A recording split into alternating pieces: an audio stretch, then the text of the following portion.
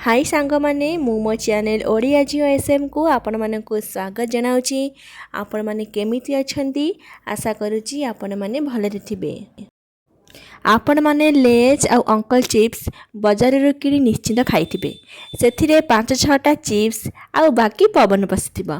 सेही पैसा रे आलू आनी घरे बनैबा आ मन भरी खाइ परिबा। आ देरी न करी चल देखिबा वीडियोटी। मु एठी 3टी आलू को नेची ताकू चोपा छड़े ताकू पानी रे बुड़ी रखी देची। पानी रे बुड़ी रखिबा द्वारा आम आलू कला पड़ी न थाए। तो आउ गोटे पात्र रे किछि पानी नेची। एमती गोटे ग्रेटर साहाय्य रे आमे आलू को एबे काटिबा। एमती धरी काटिले आलू हमरो गोल साइज रो और चिप्स साइज रो हबो। आलूर डिजाइन मार्केट रे मिलुथिबा लेस और अंकल चिप्स डिजाइन परी हेची।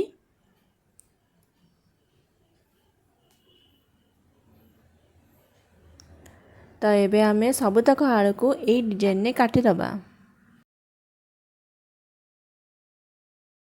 एबे आम आलू कटा सरीला। देखंतु पूरा पतला रे आलू कटी हे जाईची। तो आकू भल भाबे धोइबा निहाती आवश्यक। जे पर्यंत आलूर स्टार्च न जाइची से पर्यंत भल भाबे आलू को धोई देले आम आलू आ कला पड़िबा नै। तापरे गोटे कॉटन कपड़ा नहीं सेथिरे आलू को रखिदबा। ताकू फैन किंबा खरारे नहीं सुखई दबा।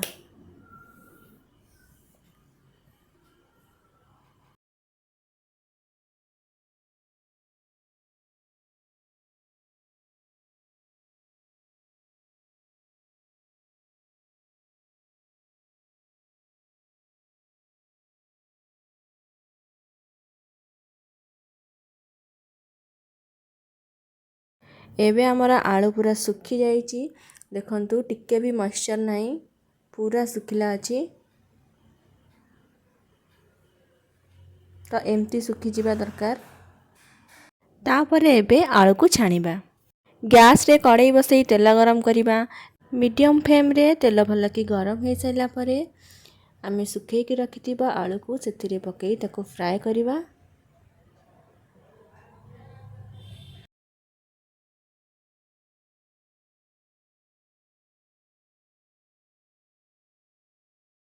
एबे आम आलू फ्राई हो सारानी ताको काढ़ी दबा। तो बाकी तक आलू पकेइबा।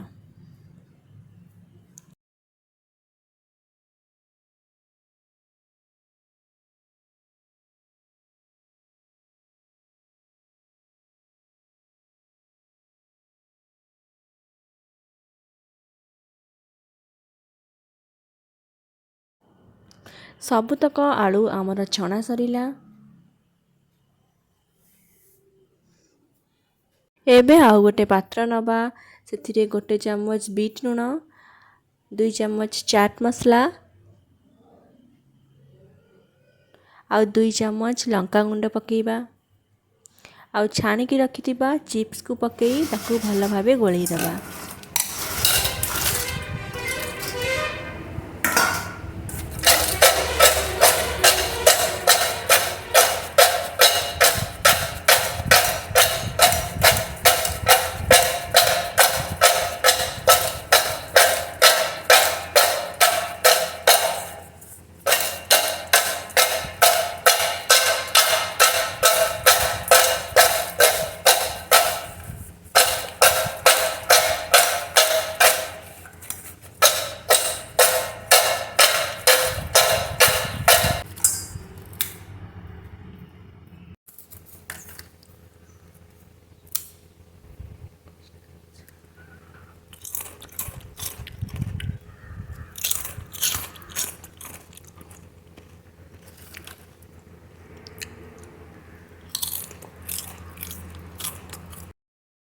एबे आम चिप्स पूरा मार्केट स्टाइल परी क्रिस्पी हेची।